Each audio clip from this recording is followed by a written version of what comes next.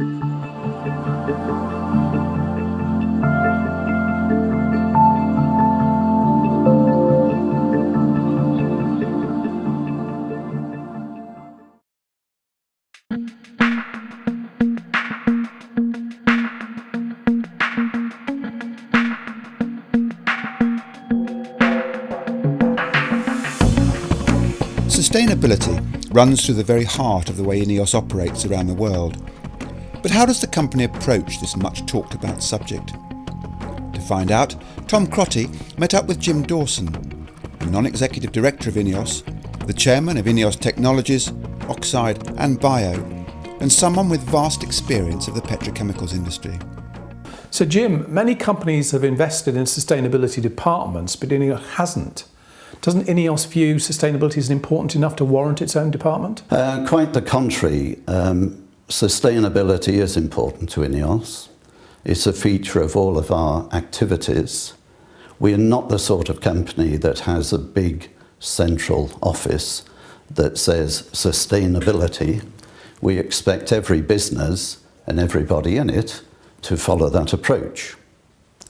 And I can remember when, because I'm old, 40 years ago, when the price of oil was $2, about $10 in today's terms, and energy was cheap. Today, and for the last couple of years, it's been about $110 globally. And therefore there's a big pressure to improve energy consumption and also to produce products that save energy. And a good example of this is where we improve the operations in our plants. We get better heat exchangers, we reduce flaring, we change our furnaces to be more efficient, and as a result our energy consumption drops quite a bit. In addition, we produce products like expanded polystyrene. Now we have a special version called EPS Silver that we use for building insulation. It's a special form of EPS, and the energy reduction is 20% compared with the standard form. And I think that's an example of producing products that are good for sustainable development. Now, INEOS often talks about the importance of being a good neighbour. Why is that so important to the sustainability of the business? Well, it's important in many ways. We have to have a good relation with our neighbouring communities. One reason, of course, is that quite a lot of people who work on our sites actually come from the neighbouring communities. So I think it's very important to be transparent with them about what's going on our sites. And I think a good example is on safety and environment. I mean, safety and environment are very important to us. And if we get that right, our communities can feel we're doing the right thing. And we take it very seriously at the highest level. For example, we have 15 businesses. We have board meetings every month or two. At the start of every meeting, we have a session on personal safety, on process safety, and environmental impact. And I'm pleased to say that last year, the personal safety record was the best ever in INEOS history. And the environmental impact record was the best in INEOS history. So I think we are doing good things for the community and ourselves working on that. I mean, on top of that, we do have community meetings at many sites so that people are totally aware what's going on in their neighbouring plant. So Jim, one important aspect of sustainability is developing the right people. Why does INEOS invest so much in training, in developing the best workforce? This is a technically demanding business we work in, and there is plenty of competition. So we need to make sure we attract and retain the right people. And that's at all levels in the organisation. It may be apprenticeships, where we're trying to improve operations on our plants and give opportunities for further progression. And it may be graduate programs where we are trying to get other training for those people so that they can diversify their career, get opportunities in different businesses, and progress through the company. Because of that, we do a lot of work with various institutions, with schools, with technical colleges, with universities, to try and identify and attract those best people. So Jim, we've talked a lot about the culture of the business, and the culture within INEOS seems to encourage the development of an entrepreneurial spirit. Why is that? Well, INEOS has its own style. It is focused, it focuses on profit, it focuses on safety, and it wants an entrepreneurial can-do style. And we need that because the chemical industry is complicated. Chemicals are used in transport, they're used in medicine, they're used in communications, buildings, a whole raft of areas. And we need an entrepreneurial spirit to make the best of those. I mean, a couple of good examples. Liquid food packaging, important to all of us.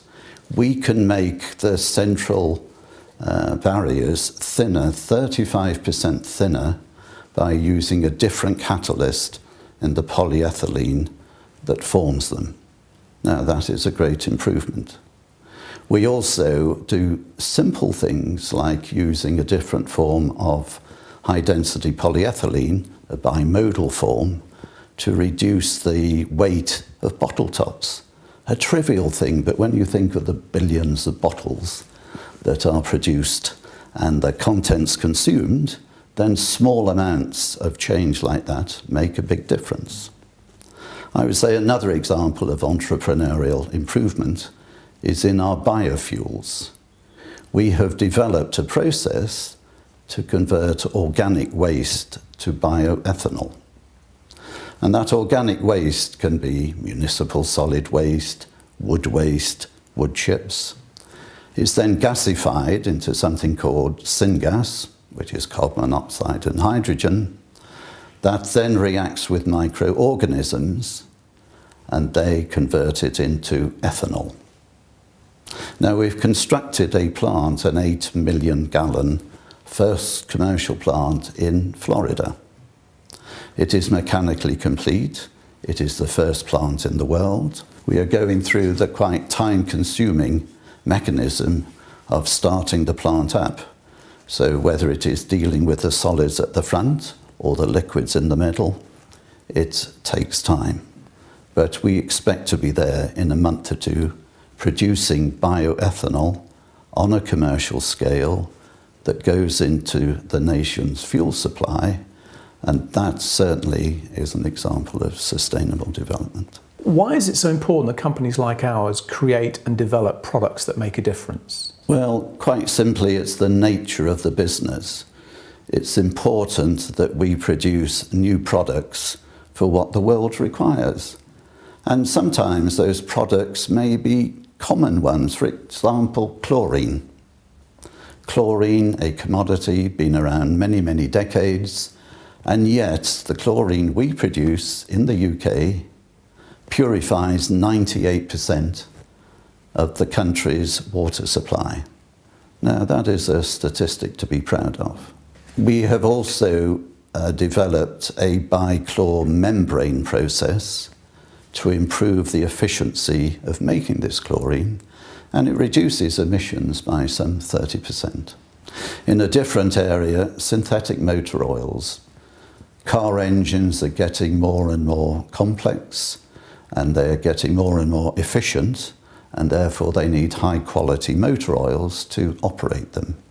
We produce synthetic oils from our polyalpha olefins process, and this goes into top-end lubricants. But it doesn't stop there. We also use similar things in compressor boxes, in gearboxes. And a good example is a special form of lubricant that we have developed for wind turbines. You can imagine if you set up a wind turbine, it's on a tall structure, the gearbox is high in the sky. You do not wish to be climbing up and down that structure every week to lubricate it. So we have developed products that have a good shear strength, they last a long time, they're good lubricants, so they reduce friction, and they're ideal for the wave of wind turbines we see around the world. Another example, we are a producer of acrylonitrile. Acrylonitrile is the precursor to carbon fibre. Carbon fibres are light and strong. If you use them in aircraft, you can reduce fuel consumption by about 30%. Of course, you're moving a lighter structure around the skies. So it's not just the question of carbon fibres in golf clubs, it's a question of carbon fibres in transport that make a big difference to fuel consumption. So we do feel at INEOS we make products that make a real difference.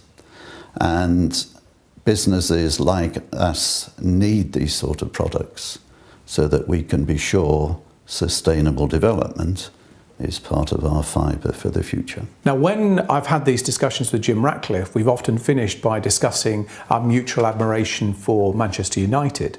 But I think your admiration is for a team with a slightly different colour red. Well, that is correct. It's the colour of claret. And that's because I was born in Aston in Birmingham. And my local team has always been Aston Villa, a far older club, I hasten to add, than Manchester United. It's won 7 leagues, it's won 7 knockout caps, and it really was the team of the 90s, winning everything. The trouble is, it was the 1890s.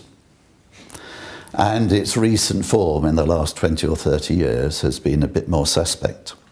But we continue to live in hope and expect it to remain in the top division.